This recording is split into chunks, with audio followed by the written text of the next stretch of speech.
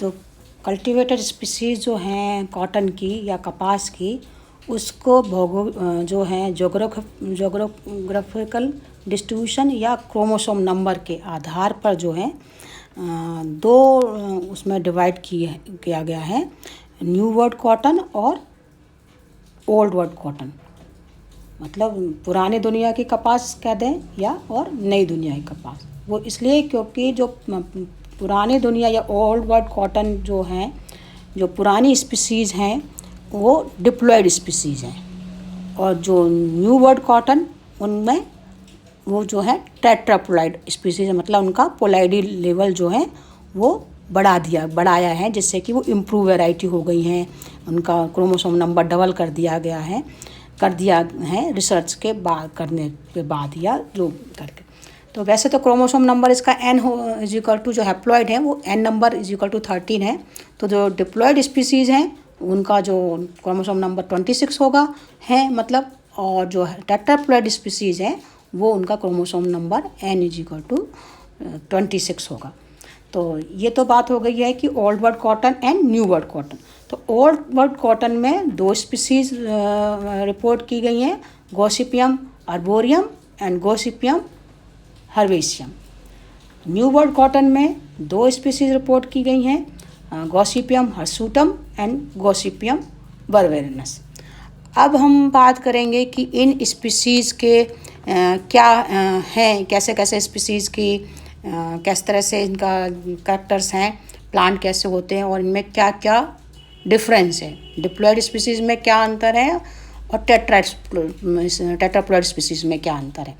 और इसी के साथ में diploid species and tetraploid species की में भी इन्होंने कुछ और भी कुछ स्पीसीज़ के अलग अलग जो रेज हैं, जैसे कि इसका न्यू वर्ल्ड कॉटन के जो गॉसिपियम हर्बेशियम की कुछ रेज 5-6 रेज अलग निकाल दी हैं, गॉसिपियम हर्बेशियम की 5-7 रेज अलग निकाल दी हैं, उसकी हम बात अलग करेंगे।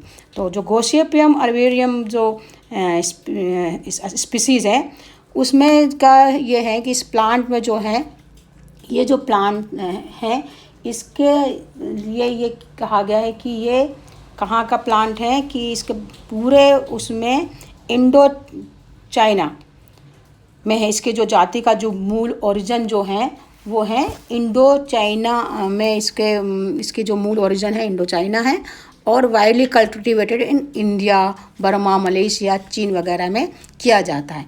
अगर इस प्लांट की हाइट देखें तो इसकी प्लांट की हाइट है वो 3 मीटर तक होती है। लीव्स 5 to 7 लोब्ड है। Flower purple colour, red colour के वाइट कलर के होते हैं। इसमें जो कैप्सूल है वो पकने के बाद में 17 सीड पर लोक्यूल इसके देते हैं, और जो इसका जो लिंट्स हैं, जो थ्रेड हेयर हैं, वो ग्रेइश ग्रीन और रस्ट कलर के शॉर्ट हेयर मिलते हैं इससे। तो ये बात हो गई है कि कौन सी इसके साथ ही इसके जो रेज हैं जो निकाले हैं वो रेज हैं बल्गेंसिस हैं, बर्बेकिनम, सर्नम, इंडिकम, साइनेस, सूडोनस। तो 6 रेज इन्होंने इसकी गॉसिपियम अर्बोरियम की जो डिप्लॉयड स्पीसीज़ है उसकी ओल्ड वर्ल्ड कॉटन की ये इसकी इन्होंने 6 रेज निकाली हैं। दूसरी जो स्पीसीज़ है ओल्ड वर्ल्ड कॉटन की गॉसिपियम हर्बेशियम। जो गॉसिपियम हर्बेशियम है इसकी जो ओरिजिन है ये पूर्व मध्य क्षेत्र अफ्रीका में मानते हैं, और ये आज भी इंडिया, पाकिस्तान, चीन, इंडोनेशिया, ईरान, तुर्की वगैरह आदि में इनकी खेती की जाती है। और इनके जो रेशे हैं कि लंबाई जो है वो मध्य रेशे वाली, मतलब ज़्यादा बड़े लंबे नहीं होते इनके रेशे, छोटे रेशे होते हैं। और जो इनकी हाइट है प्लांट की 1 to 1.5 मीटर ऊंचे होते हैं, श्रब होते हैं।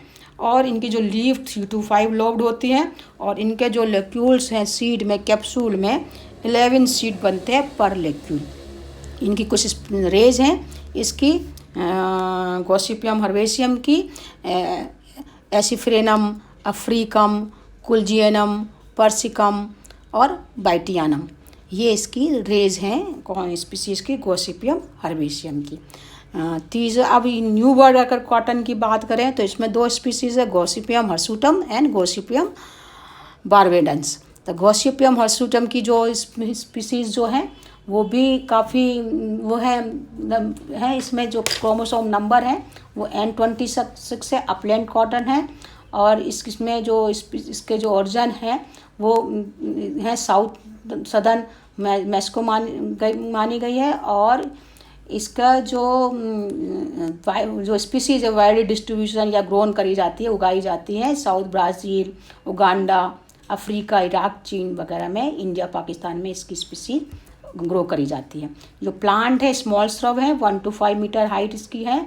इसका जो लीव्स है 3 to 5 लॉब्ड लीव्स होती है। Flower white and pale yellow colour का होता है। और इसका जो 3 to 5 लोकुल प्रेजेंट होते हैं इसमें। इसका जो क्या कहते हैं इसके स्पीसीज़ में जो है इसके 3 to 5 होते हैं। और जो कलर है जो फाइबर का कलर है वो वाइट कलर के होते हैं इसमें। अगली जो स्पीसीज़ है गॉसिपियम बारबेडेंस, ये स्पीसीज़ जो है इसकी जो ऊंचाई है 2 मीटर तक होती है, पेरिनियल होती है इसमें। और इसका जो डोडा है या कैप्सूल है ये इसमें काफ़ी ये चमकदार होते हैं। और इसमें जो ऑयल इसके ऊपर जो वॉल होती है उसके ऊपर ऑयल ग्रंथियाँ या ऑयल ग्लैंड पाई जाती हैं। इजिप्टियन कॉटन तथा इसको सी आइलैंड कॉटन, इसमें 2 इसकी मेन वैरायटी है। किसमें है इसकी 2 variety, Egyptian cotton and sea island cotton. तो इजिप्टियन कॉटन जो है ये जो जहाँ पर मैक्सिको, एरिजोना, दक्षिण अमेरिका में पाई जाती है। और जो सी आइलैंड कॉटन है ये मुख्यतः वेस्ट इंडीज़, अमेरिका वगैरह में इसके होते हैं। उनके जो फाइबर है काफ़ी ब्राइट और काफ़ी वाइट कलर के और काफ़ी चमकदार होते हैं। इनकी जो लंबाई है काफ़ी लंबे होते हैं। इनकी लंबाई 38 to 51 मिलीमीटर तक होती है। तो ये तो बात है कि कॉटन की एक किस्म की बात करें कि काइंड्स ऑफ कॉटन क्या है, old world cotton and new world cotton की बात। अब इसमें ये है कि कॉटन की क्या क्या इम्प्रूव वैरायटी हैं। समय समय पर जो रिसर्च इंस्टीट्यूट चल रहे हैं उन रिसर्च इंस्टीट्यूट ने समय समय पर कुछ कॉटन की इम्प्रूव वैरायटी रिलीज़ की है। जैसे कि ICR का इंस्टीट्यूट है, central institute of cotton CICR, और cotton technological research institute laboratory है CTRL मटुंगा। इन्होंने समय पर कुछ इम्प्रूव वैरायटी रिलीज़ की है जैसे कि MCU2, MCU3, AK277, Krishna, Sujata, Mahalakshmi, भारलक्ष्मी, Bharti, HP4, HS131, HS274। ये कुछ इम्प्रूव वैरायटी हैं इसकी कॉटन की। अब ये है कि कॉटन के क्या यूजेस हैं, और इसके पहले कि कॉटन से यूजेस के पहले भी कि किस तरह से कॉटन बॉल से कॉटन का धागा मतलब फाइबर धागा कैसे बनाया जाए, उसमें भी कुछ प्रोसेस करने में कई स्टेप करे जाते हैं। स्टेप के लिए कि क्या क्या उसमें होता है, गिनिंग है, बिलिंग है। इसके बाद में गिलिंग किस तरह से उसको थ्रेड को इकट्ठा करा जाता है, थ्रेड को इकट्ठा कर इम्प्योरिटीज़ जो होती है उसमें कॉटन में उससे हटाया जाता है। फिर इसके हाइड्रोलिक प्रेशर देकर गांठें कैसे तैयार की जाती हैं। फिर वो जब गांठें तैयार हो जाती हैं फिर उनको लोरर जो बड़े बड़े जो रोलर होते हैं उनमें डाल के उनको प्रेस करके उनके चादर रेसे स्प्लिट लैब तैयार करे जाते हैं। चादर बना मतलब पतली थिन लेयर बना ली जाती है। और फिर थियर लेयर कर उनको कॉम्बिंग करके ड्राइंग करके उनके पतले पतले धागे बना के, और धागे बनाने के बाद में उनको किस तरह से इकट्ठा करके स्पिन करके उनके ट्विस्ट करके उनको इकट्ठा करके उसमें इकट्ठा करके थ्रेड बना लिया जाता है। तो कुछ स्टेप हैं कि किस तरह से कॉटन बॉल से धागे किस तरह से बनाए जाए। इसमें कई प्रकार ये होते हैं। कौन कौन से स्टेप है प्रोसेसिंग में, गिनिंग है, बिलिंग है, पिकिंग है, कार्डलिंग है, कॉमिंग है एंड प्रोसेसिंग में ये सब इसके आ जाता है। अब है कि कॉटन के तरह के किस तरह के कितने प्रकार के कॉटन के थ्रेड हो सकते हैं। तो इसमें भी 3 तरह के कॉटन के थ्रेड की लंबाई के हिसाब से लेके उन्होंने 3 कैटेगरीज बनाई है। Long step cotton, intermediate fibre है लॉन्ग फाइबर का लंबाई के हिसाब से, लंबे फाइबर, बीच के फाइबर और छोटे फाइबर। तो लॉन्ग फाइबर है वो उनकी लंबाई 2.6 to 5 सेंटीमीटर लॉन्ग होते हैं। इनका टेक्सचर गुड और लस्टर होता है। Sea island Egyptian and American Egyptian cotton fibre होते हैं। ठीक है, दूसरे हैं इंटरमीडिएट स्टेपल कॉटन जो हैं वो 1.3 to 5 सेंटीमीटर लॉन्ग होते हैं, कोरस टेक्सचर होता है और ये अमेरिकन अपलैंड कॉटन कैटेगरी में आते हैं। थर्ड प्रकार के हैं शॉर्ट स्टेपल्स हैं, they are short coarse and lustreless होते हैं इनमें। और इंडियन एंड अदर जो कंट्रीज ऐसे कंट्री हैं उन कंट्री में इस तरह की कॉटन के थ्रेड आते, इस तरह की कैटेगरीज में आते हैं। तो ये है कि टाइप ऑफ कॉटन को है on the basis of the उनके थ्रेड के आधार पे। अब है कि कॉटन के यूज़ क्या हैं।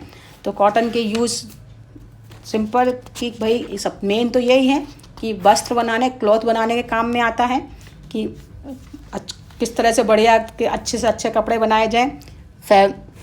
जो क्लॉथ है फैब्रिक्स बनाने के काम में आते हैं। इसके बाद जिसके जो रस्सियाँ हैं रोप बनाने के काम में आते हैं, बेल्ट बनाने के काम में आते हैं। इसके बाद इसमें जो सेलुलोज प्रेजेंट होने की वजह से, एब्जॉर्ब होने की वजह से इसके दूसरे तरह के मटेरियल जो एब्जॉर्ब करने वाला मटेरियल उसके लिए बनाने के काम में आते हैं।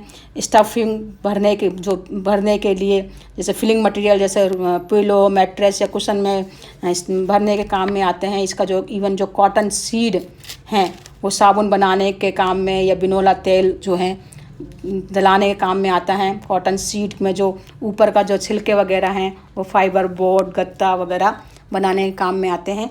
इसके बाद इसके इवन जो कॉटन सीड में रिच प्रोटीन एंड विटामिन होने से B complex and are use the cattle feed, जानवरों को खिलाने के काम में भी लिया जाता है। सीड के अलावा इसके में जो पत्तियां हैं वो भी चारे के रूप में, फॉडर के रूप में यूज ली जाती हैं। और जो प्लांट हैं जो उसका तना वगैरह स्टॉक है वो भी कागज़ बनाने के रूप में तैयार किया जाता है। तो ये तो हो गया कि कॉटन का या कपास का किस तरह से यूजेज हैं और किस तरह से कॉटन फाइबर निकलता है, कैसे बनता है, क्या बोटनिकल नेम है, क्या किस तरह से हम इसको कल्टीवेट कर सकते हैं, कैसे इसकी खेती की जा सकती है और कौन कौन से इसकी स्पीसीज़ हैं और क्या इसके उपयोग हैं। तो आज हम इस क्लास में ये हो गया। अगली क्लास में हम बात करेंगे दूसरे क्रॉप की। Thank you.